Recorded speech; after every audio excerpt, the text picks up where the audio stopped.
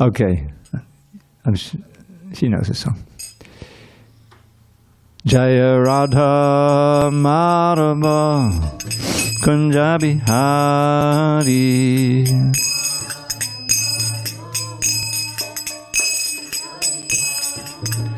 Jaya Radha Madhava Kunja Bihari.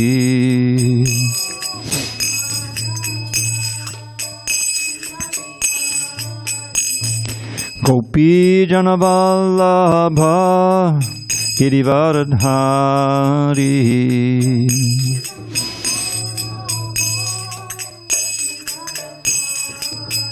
Jaya Gopi Janavallabha Girivardhari.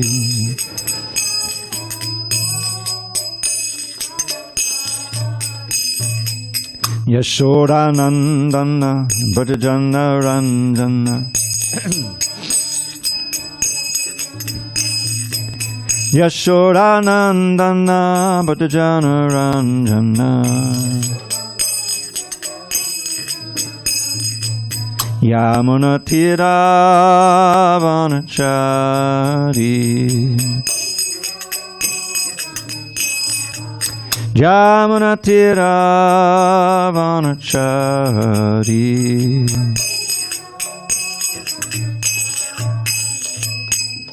Hare Krishna, Hare Krishna, Krishna Krishna, Hare Hare.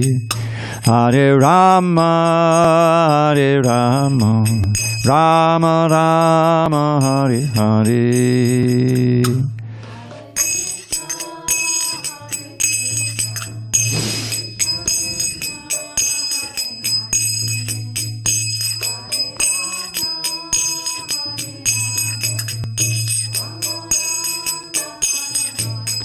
Hare Krishna, Krishna Krishna, Hare Hare. Hare Rama, Rama Rama, Hare Hare.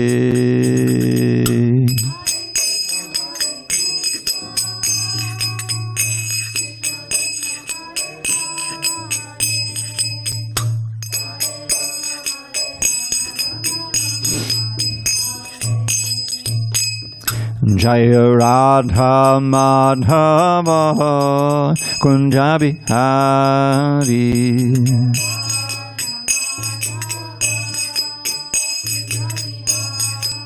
Jaya Radha Madhava Kunja Bihari.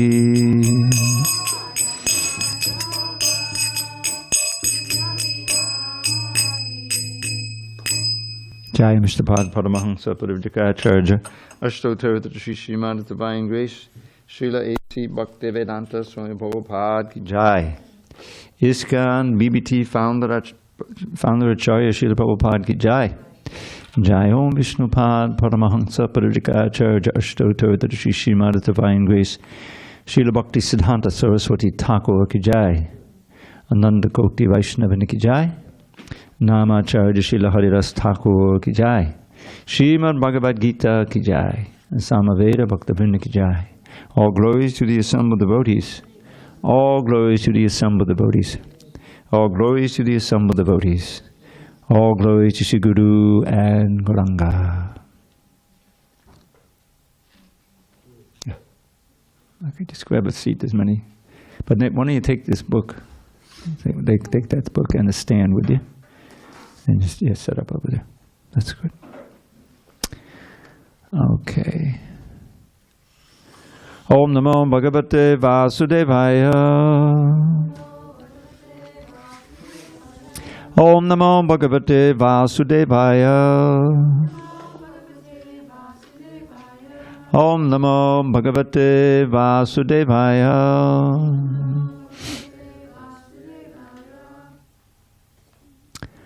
On this 14th day of June 2023 in San Diego, we're reading from Srimad Bhagavad Gita as it is, translation and commentary by His Divine Grace A.C. Bhaktivedanta Swami Prabhupada.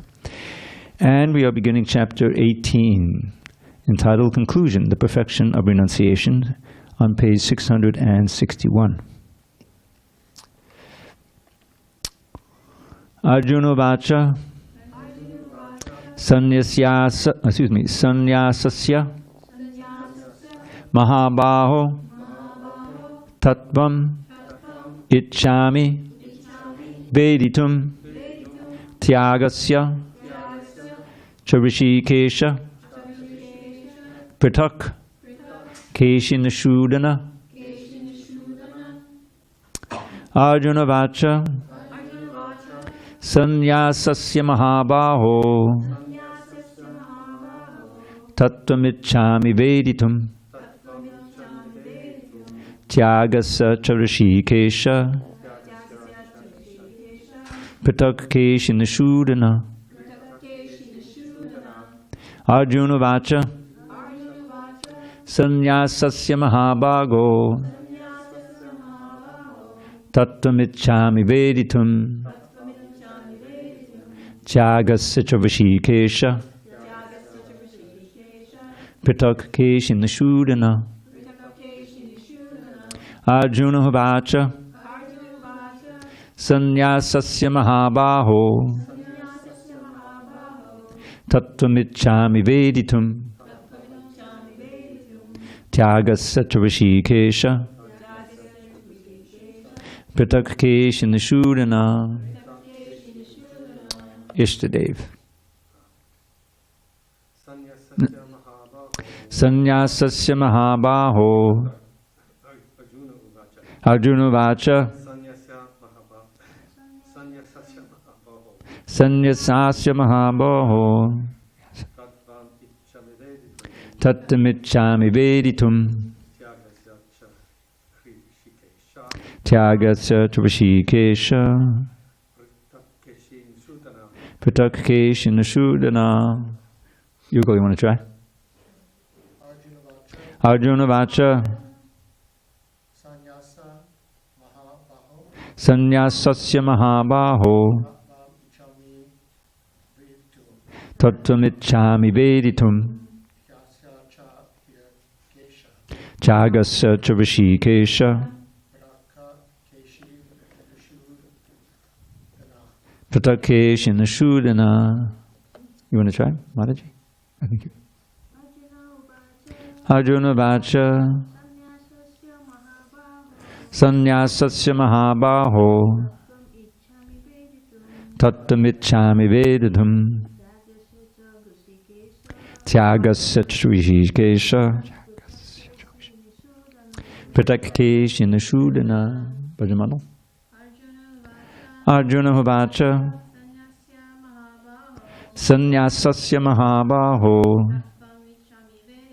Tattvamichchami Veditum Tyagasya Charishikesha Pritak Keshinashudana. Arjuna Vacha Sannyasasya Mahabaho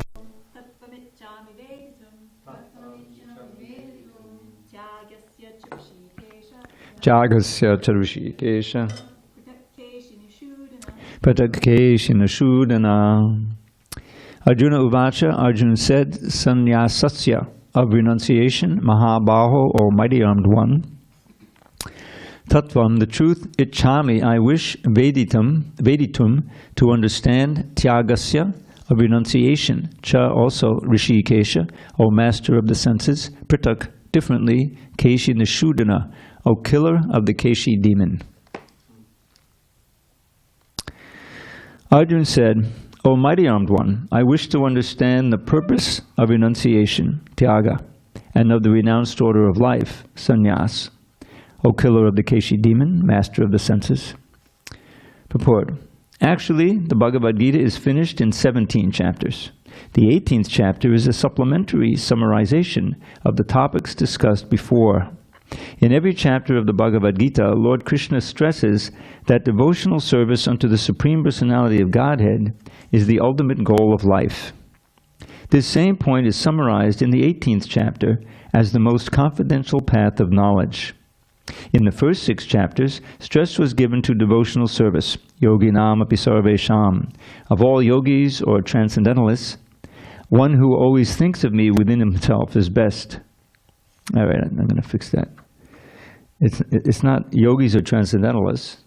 It's all yogis, comma, or transcendentalists. They're equivalent.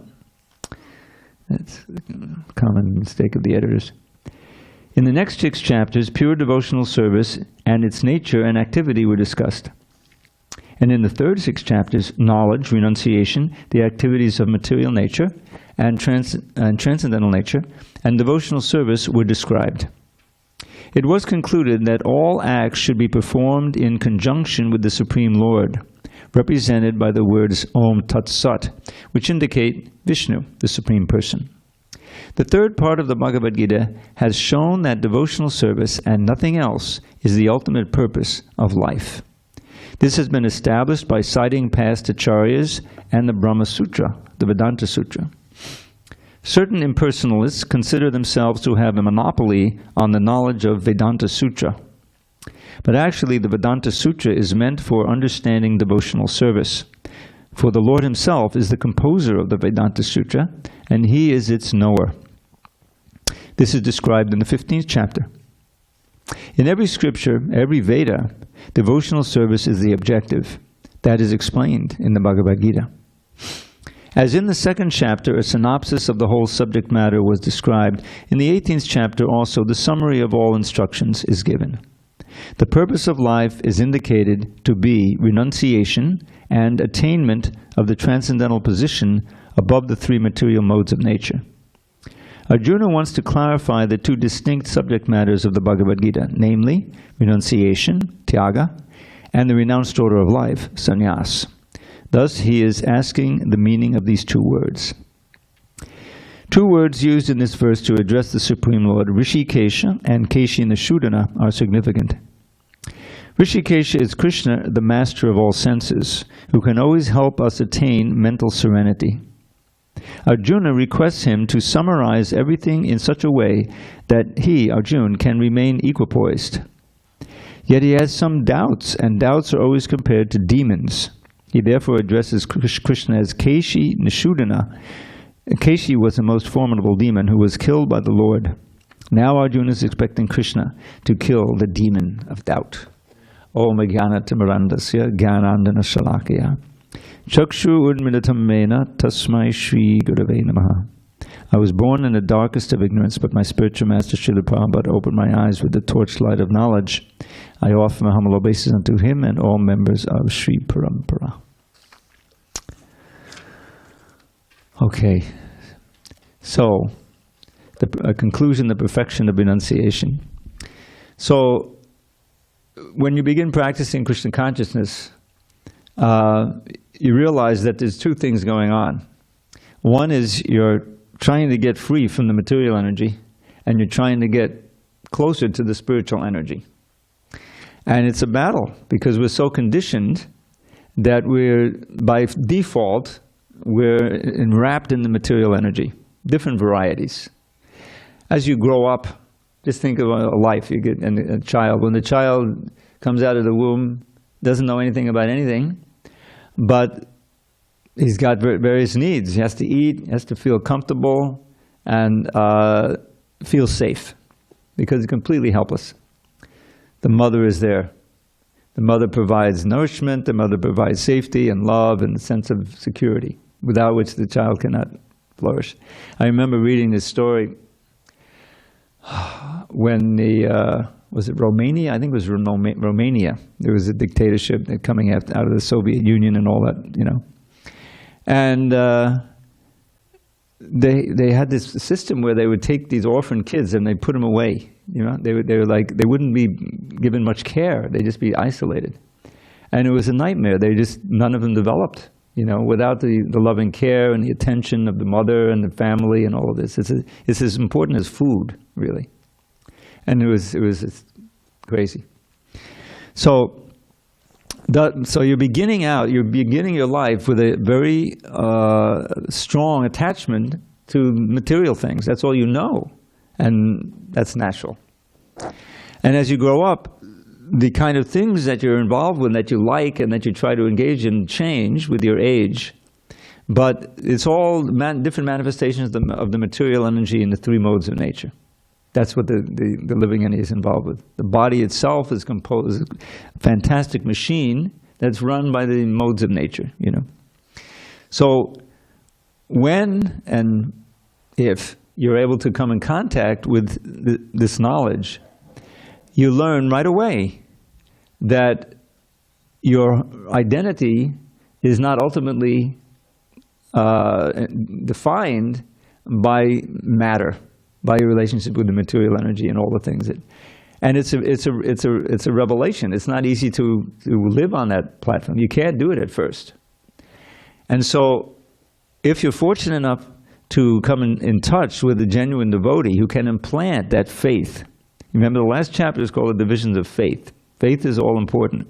As Rupa Goswami describes it near the beginning of the Bhakti Rasamrita Sindhu, which Srila Prabhupada gave us as nectar of devotion,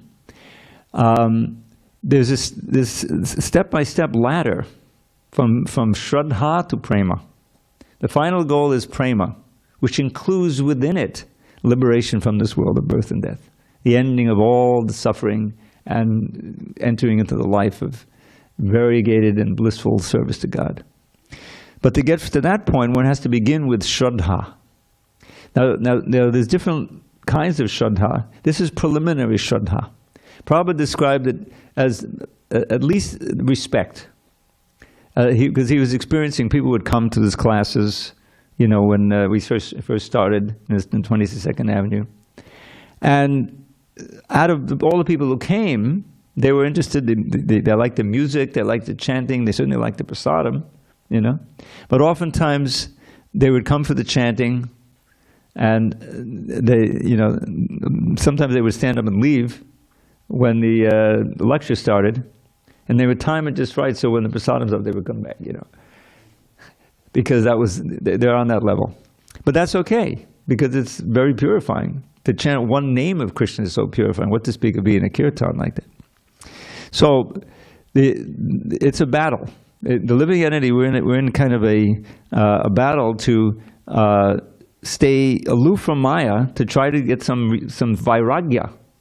Because the whole problem is raga. Raga means attachment, to try to enjoy the material world. That's what keeps us going from, you know, day to day and finally life to life in this material world. It's that attachment, the ropes of attachment. They're described metaphorically very effectively as hridaya grunti, knots in the heart that bind us to this world. So the devotional service is exactly counter to that. So it begins with Shraddha, faith, enough to bring you in the association of devotees. Now, it doesn't have to be, at first certainly, completely personal. It can be through some medium. The medium of words, books, most effective and wonderful. And in this day and age, electronic medium. There's people all over the world who are thousands of miles from a temple, you know, or it's impossible for them to go. They may be homebound, bedridden, whatever. But if they're fortunate, they can get on the internet and they can actually see the wonderful kirtans and hear Prabhupada's lectures. And, is everyone familiar with ISKCON Desire Tree? I think most people are familiar with it. Maybe you don't know. There's a website called ISKCON Desire Tree. And for me, the main aspect of that website is a huge library of lectures. I can get on there and key it in, and I can hear a lecture by Niranjan Swami. He gave it in 1985. You know, so there's just thousands. They, believe it or not, they even have some of my stuff on there. But that's really a desire tree, because it's the sound, it's the association with transcendental sound that is most purifying. The holy name, of course, and there's so many beautiful kirtans and things like that. So, but there has to be that desire to go there. Otherwise, you press a different button and you're in some YouTube channel and some TikTok or whatever, you know. There's a million different things. Shukadev Goswami speaks about TikTok. Did you know that? More or less. At the beginning of the second canto, there's a wonderful exchange there. As you read the Bhagavatam, you'll see that the first canto, which has so many important instructions, but it's like an introduction. It tells you how the Bhagavatam came to be. The whole thing with Parikshit being cursed by a Brahmin boy and accepting the curse as his fate, 7 days to live, and so he, gave up his kingly garb and renounced everything, sat down by the Ganges or the Yamuna, and waited. And Shukadeva Goswami came, who had heard the Bhagavatam from his father, and then he added his own poetic element to it. And so many great sages came, and they listened for 7 days. No sleeping, no eating, no drinking, nothing. You can imagine. So that's all he was doing, drinking in that nectar of the Bhagavatam, So that all happens in the first canto, and then at the end, actually what happens is Parikshit finally comes at the end of the first canto, chapter 19, he sits down and he asks the most important question. What should one hear about? What should one think about? What should one do with one's consciousness as death approaches, at that time as it's coming? Because that's what's happening to him. And so then the second canto begins, it begins again. Om Namo Bhagavate Vasudevaya. There's two cantos that begin, first and second. And so Shukadev, he praises the question. He says, what a wonderful question. Vadiyanishate prashna krito loka hitang nipa. Atmavit samatang bhangsang shota vyadishayak paraha. So all the learned sages, they praise such a question because the question and the answer are beneficial for the speaker and the listener and those who listen in, to the speaker and the hearer. But then he gives Shota Vyadini Rajanya Ninang Santi Sahasrasha Apashitamat Patattam Griheshu Grihamedidam. Those who are Grihamedis. Grihamedis simply means materialistic householders, people who are simply involved in completely material things. They have millions of things to hear, and now with the internet, there's billions, uncounted things you can hear. They have no vision of what the real truth of the soul is. Atma Tattva. We should be inquisitive about who am I? What am I? Who is God? What is the relationship? What is this world? Without asking those questions, it's just animal life. So if someone has no interest in that, then they're like animal life. So they have millions of things to hear except about Krishna. And then he goes on to describe their life in entanglement in the material world. And then he gives a full lesson. Therefore, if you want to, then he answers the question.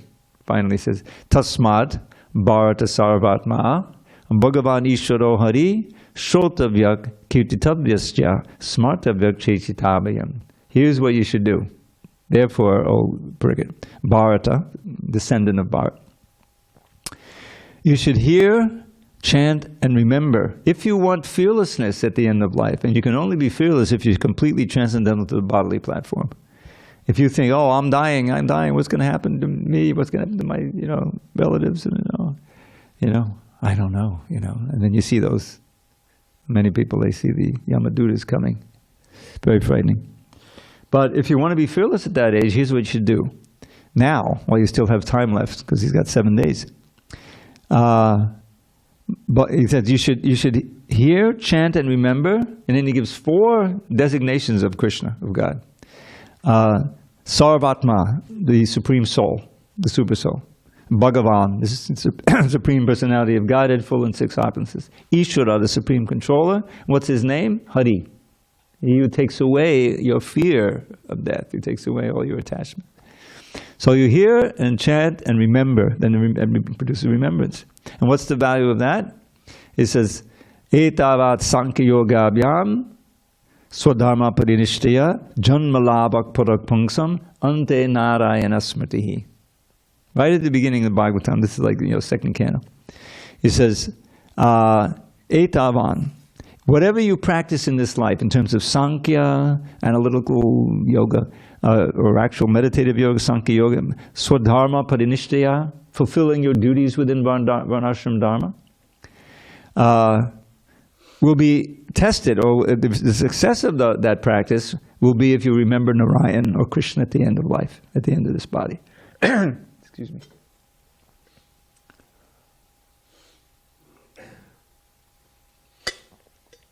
So there it is. That's like a complete lesson in bhakti right there. right at the beginning, even if you don't get past the second canto. And if you don't get to the second canto, just get to the second chapter of the first canto. Okay, there's a whole nice lesson there, 126 to 121. So I always think, they think, well, these Kali Yugites, they'll never get through 18,000 verses. So we'll give them a complete lesson, Prabhupada would speak on those verses all the time. The ones in the second chapter, we made a book out of it called Dharma, the Way of Transcendence. So anyway, the Bhagavad Gita is like a summary of the beginning. All the philosophy is there, but it needs expansion to really, like in the Bhagavatam, the two books go together. But the same principles are there. How can we develop vairagya from this material energy and more attachment to Krishna? And the answer is given, especially the 9th chapter. It's reiterated in this 18th chapter. But the 9th chapter summarizes what's the most secret of secrets? Guhyatamam, You ready for it? You ready for it? Manmana bhavamad bhakto madhyaji maham namaskaru mama vaishasi yuktvaivam atmanam atparayana. That's in the 9th chapter. In this 18th chapter, so the second lines are different. But simple principles. I put the one in the 18th. Just think of me, become devoted, worship me, and bow down low. You'll come to me, O friend. I promise you this boon I shall bestow. And then the last instruction, Sarva Dharma Parityajya. Give up all dharmas and surrender only unto me. Your sins I'll nullify, O Arjun. From anxiety be free. So by following this seriously, thinking of Krishna, becoming his devotee. Now what is becoming his devotee? Then we have the whole instruction of the nectar of devotion. How to really become Krishna's devotee in this age, in Gaudiya Vaishnava line, So we have, a nectar of instruction. All of Prabhupada's books include the philosophy of why we should become a devotee, who we really are, and the process of being a devotee. So here, the perfection of renunciation. Renunciation is not our goal, but it's an essential foundation of developing attachment to Krishna. The sannyas of material things and the attachment to Krishna, the sannyas produces the vairagya. Sannyas really means giving up. That's why it's called the tyaga. It's important to differentiate between tyaga and vairagya. We're really after vairagya. Vairagya means detachment. And it means even in the middle of all the sense objects, you're not attached. Because you're attached to Krishna. You're serving Krishna. I always have this image when I think of this point. Srila Prabhupada, because I knew Manhattan. I lived near Manhattan for a long time. I grew up in the island. So we go in all the time. And Ishtadev, you probably know, Broadway. You go to Broadway, Times Square. So back in the day, you get to Times Square, and there's all of these movie theaters with, pornography. They turned it into a little mini Disneyland with more tourists, different quality of tourists. But Prabhupada was there in the mid-60s, and he would wander there looking, he wasn't attracted to anything. He's looking for bookstores that he could put his books in. He's trying to sell some books so that he could then buy some boga, and, and he didn't have any money. But he's also preaching in that way. So Prabhupada was completely detached from all of these attraction. There's a wonderful verse quoted twice in the purport by Yamunacharya. Yadavadi mamacheta Krishna padadavinde Navanamanasa dhaman yudyatam rantum asid Tadabadin badanadi sangame smaryamane bhavati mukhavikaro sushtanishti vanangsha. Where is that? Up in the ashrams? Huh? Why? Because we're hearing that? No, there's somebody's alarm to get up or something.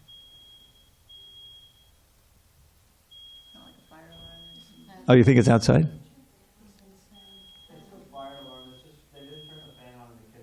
Oh, is that what it is? Okay. All right. We'll tolerate. Hare Krishna.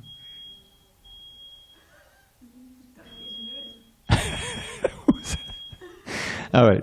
Anyway, the translation of this verse. This verse is written by Yamunacharya.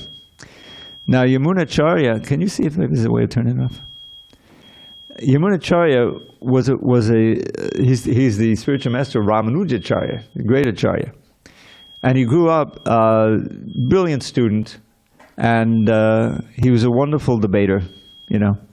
And so there was, in the kingdom, the king had a court pundit who was very good at arguing. He was always defeat, you know, like in debate. So Yamunacharya said, I'm going to debate and I'm going to defeat this. You know, he's only a boy, like 14, 15 years old. And so the king said, oh, how's he going to do this, you know?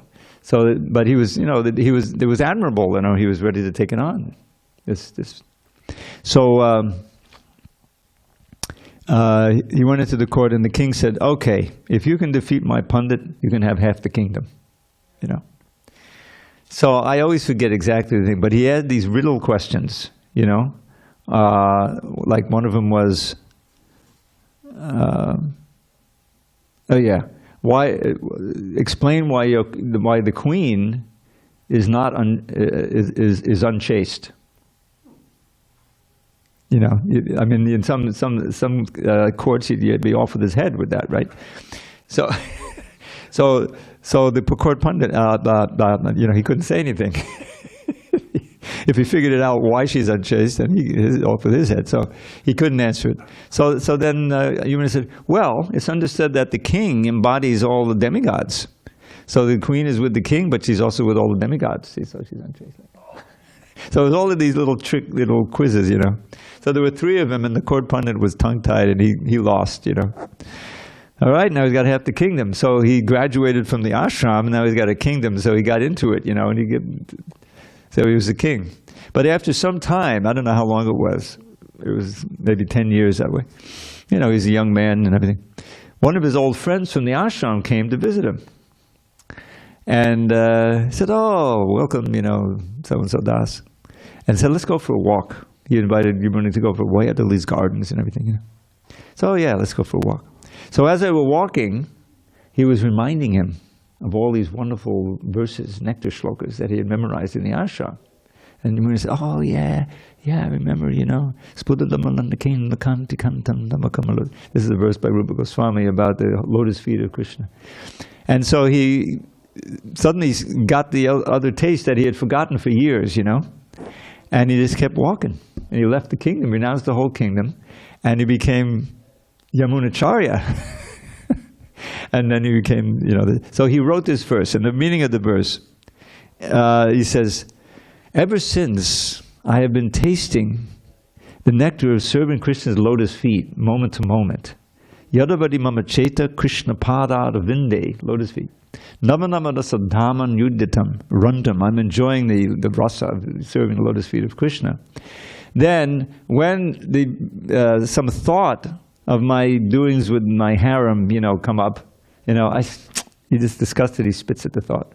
In other words, that's how renounced he was. He was really, that's vairagya. There's not only no taste, but there's even, you know, disgust at any sense gratification. Now we got a new thing. Can you run up to the ashram? Tell them, please, we're trying to conduct a class, and they got the door open, and they got, I'm sure it's a transcendental lecture, but. Huh? It's difficult to listen to. Well, the one they listen to, the person has no trouble, because it's recorded, but the person who's doing a live lecture is.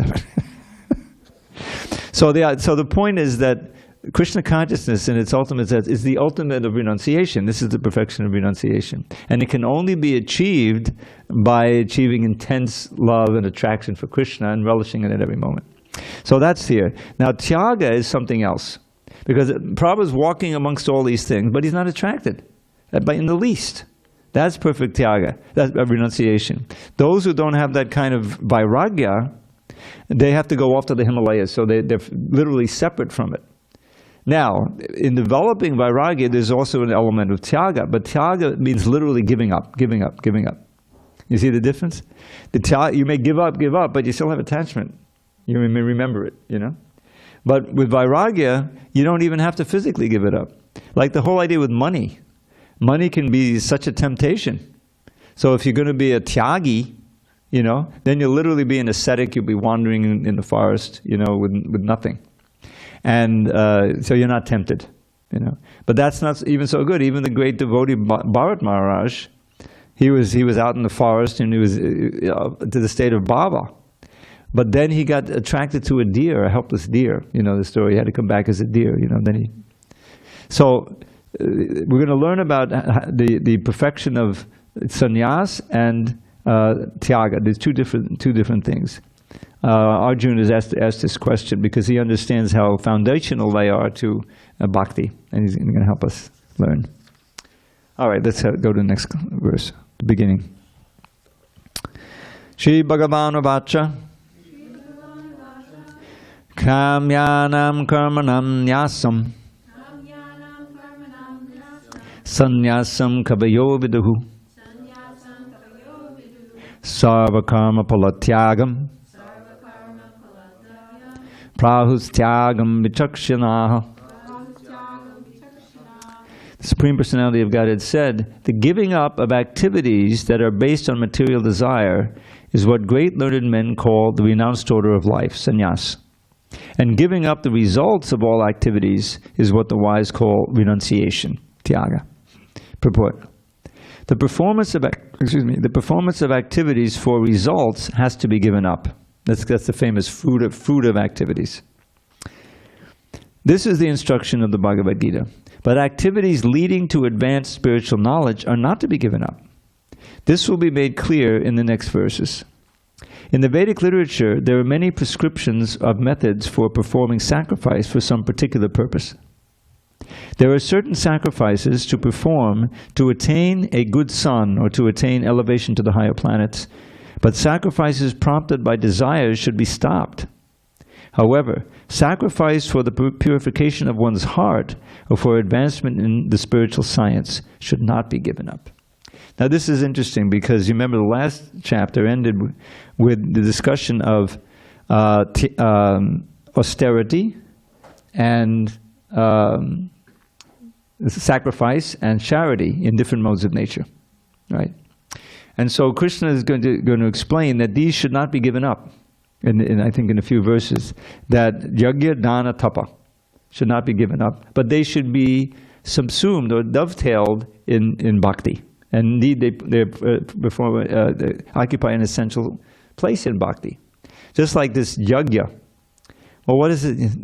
How many times in this book did Prabhupada say, yes, in this age, the only yajna is Sankirtan yajna, right? And what does it entail? Not very much sacrifice, a little time, a little energy. Maybe if you dance, you know, it's a little more austere. But is it really so much of a sacrifice? It's like you can feel the benefit right away. You know, you can feel that this is such a joyous process. I feel purified. I want to do it again. You know, whereas you can imagine. The Ashvamedha, you know, I can't even imagine even being near an Ashvamedha sacrifice. Killing a horse, you know, chopping a horse head off. Ooh, you know, yeah, that's what Ashvamedha. I mean, it's all done, you know, in such a way that the horse gets a new life and everything, and it's always done, usually done for some material purpose. Get rid of some karma, some sinful activity, you know, and be free and clear your path to the heavenly world. You know? Well, if you just kill a horse, no. But if you're saying the mantras and you're doing the right things, and it's the right time, and all of this thing, then it's auspicious, you know. But for devotees, you know, we don't care about going to heaven, you know, like that. And as far as getting free from sinful reactions, well, that's happening automatically, right? If we just chant Hare Krishna. But the real goal, ultimately, is developing that pure love for Krishna. Everything is subsumed in there, you know. This is nicely explained in the Krishna Karnamrita near the end, because what is he? He's worrying. You know, do we worry about dharma? That what I'm doing is dharmic, you know, and all these. But he said, and moksha, mukti. That's a big motivation. But ultimately, in the Bhagavatam, it says right at the beginning, in the commentary of Sridhar Swami to the second verse, that even the ardent desire for mukti is ultimately material. If it only goes that far, that I want to be free, I want to be free of birth, old age, disease, and death. Well, that's not much different from I want to be a perfect specimen, and I'm going to, do this exercise and so forth, and I'll take this supplement, and I'll drink this smoothie, and I'll live for 75, and I'll be healthy, and all that. That's there's no difference, I'll be free from disease, because it's illusion. So, but the point is, that's ultimately a selfish desire. As Prahlad Maharaj says, Prayena Deva Muniyo Swa Vimukti Kama. For the most part, these learned transcendentalists, they are after their own mukti. And it's a kind of material desire, swava mukti kama. It's easy to understand. My liberation, I'm lusting for it. And therefore, they leave the cities. They leave all these poor souls behind. They don't care. Let me go to the Himalayas and meditate, and I'll merge into the Brahman. I'll be free of birth, old age, disease, and death. It's selfish, So Prahlad, who's our guru, right? He's Mahajan, following the footsteps of him. Says, but I'm lamenting. I have no problem. Anywhere, anytime, oh Lord. He's speaking directly to Lord Nrsingadev. Komala Nrsinga. Nrsinga is in his most, attractive, gentle mood at this point. He says, Naivod Vijay Padadurotya Vaitaranyas Twadviya Gayana Mahamata Magnachitta. Wherever I am, Now he just went through a whole thing with his father. His father tried to kill him. One of the things, they threw him into a pot of boiling oil. But he kept chanting. He kept remembering Krishna. He was completely protected. So here he's saying, I can always chant your glories and dive into an ocean of the sweetest nectar. So where is there any problem for me? I don't have to go anywhere, I don't have to do anything, But he is lamenting. I'm lamenting for these fools and rascals who've turned away from you and are trying to enjoy this fleeting maya sukhaya, illusory happiness. My heart burning for them, and so I see that there's no one else but you who can save him, and I have to give them you. Therefore, I have to stay in this, and preach. That's the mood of Sankirtan. That's a very important verse for us. So that's the idea, that back to the theme here, is that we're not just giving up material things with the aim of attaining the heavenly planets or things like that. The renunciation comes naturally. The moksha, the mukti, comes automatically in Krishna consciousness. That's what a wonderful verse by Bilvamanga Thakur, he says, Bhakti stvahi sthidatada bhagavanyadisad daive nanak palati divya kishora murti mukti swayam mukaditanjali sevate sman dharmata kama gata yaksamayak patiksha. He says that if one attains serious and sincere devotion to you, bhakti stvahi sthidatada, very steady, then one will obtain the fruit. What is that? Mukti? No. It's a vision of your, an interaction with your beautiful adolescent form. It's a realization. And as far as mukti is concerned, she's waiting by the door with the anjali, mudra. How can I serve you? And whatever I need of dharma, artha, and kama, which are the other goals, then they're also standing by. You need a little bit of artha, you need to be able to buy flowers and offer them to the deities, So, in other words, everything else is supplied. Everything is subsumed and in the tail of love for Krishna. We can attain that. So that should be our ultimate motivation. So along the way, then sometimes the order of sannyasa is necessary, and also the perfection of renunciation, along with attraction to Krishna, and that fulfills everything. Okay, I'm just going to try a little rehearsal. Is that right? Okay. So we'll resume on Monday with text 3. I don't know how many times you've been through the Gita. So you do 15 minutes of poems? I don't know if it's even 50. This is just a little rehearsal. All right, where's my... Here it is. So, count PDF, from 1. I'm sorry? You're going to just count PDF? Yeah, I'm going to start with the PDF, but this is just a rehearsal. When we actually do that, I may do these again. Okay, so this isn't going to work. All right. Battery 90%. But it's supposed to be synced with this thing. but it's not. Hare Krishna. Oh, Krishna. Thomas's iPod Touch. Okay. The other one is Dravida's phone. Dravida's iPhone. Oh my God. All right. So let's see if this thing works. All right, hold on. See, it's good. So I get all of these little mistakes down before we try it. All right. Oh, come on.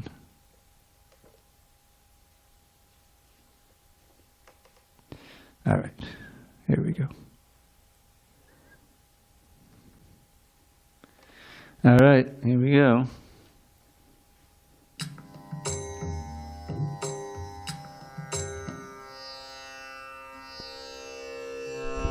Okay.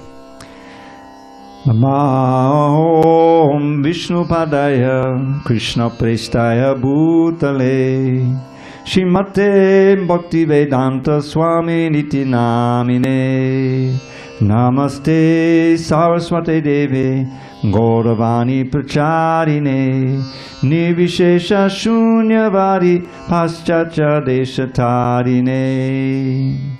Om, I bow to HG Bhaktivedanta Swami Prabhupada, whose mission is to teach the art of purely serving God. To Krishna no one on this earth can be more dear than he, for at Shri Krishna's lotus feet he dwells eternally. Obeisances to you, O prime disciple of your Lord, Sri Saraswati Thakur, wielder of the preaching sword. By preaching Lord Chaitanya's words, you've saved the Western lands from voidism, impersonalist creeds, and all such shams. Now, these are 8 verses glorifying Srila Prabhupada, inspired by a Sanskrit poem written by Srimad Kushakrata Das. He would write Sanskrit. So good. I'm just going to give the first Sanskrit verse and the rest in English. Shishina Vadvipa Parapradipa Sandipyamana Satato Bhuviha Chetasta Mohanti Yasya Yatnam Namamitam Shri Prabhupada Devam. The transcendental lamp of Navadvip Gauranga Dev, he took with great endeavor round the world the souls to save, who long had dwelt in darkness, never chanting Krishna's name. To Srila Prabhupada I bow, his glories I proclaim. The sacred treasure left by Vyasa and other learned saints, he rendered into English, free of speculation's taints. And thus he mercifully fulfilled Sri Saraswati's aim. To Srila Prabhupada I bow, his glories I proclaim. The brilliant sun of Lord Govinda's form is shining bright throughout this world because of his sharp logic's awesome might. That sun makes all the Mayavadi glowworms hide in shame. To Srila Prabhupada I bow, his glories I proclaim. The pristine Ganges of the Bhagavat flows everywhere. Because of his great effort, in that stream the sages' prayers are gems, and Krishna's pastimes are swans sporting unrestrained. To Srila Prabhupada I bow, his glories I proclaim. Ensuring that his mission's victory would be complete, he planted Shri Radha Krishna's charming lotus feet in temples by the dozen, and in countless hearts unchained. To Srila Prabhupada I bow, his glories I proclaim. The fierce and formidable army led by wicked Kali is being slain by arrow showers, volley upon volley. Those arrows are his all-auspicious books of spotless fame. To Srila Prabhupada I bow, his glories I proclaim. The Hare Krishna movements, the desire tree whose fruits are all the splendid ways Lord Gaura's army wins recruits. To plant that tree upon this earth, from Krishna's realm he came. To Srila Prabhupada I bow, his glories I proclaim. An ocean of compassion he has taken shelter of, Shri Nanda's son with all his being in everlasting love. He lives on by his words, whose followers with him remain. To Srila Prabhupada I bow, his glories I proclaim. I pray that those who hear this hymn, which shines the brilliant light of Srila Prabhupada's renown in Kali Yuga's night, will soon attain firm faith in his instructions, so that they may one day join him in Golok and there with Krishna stay. So there's some more about Prabhupada and others. I'm just going to do a little sample of a couple others.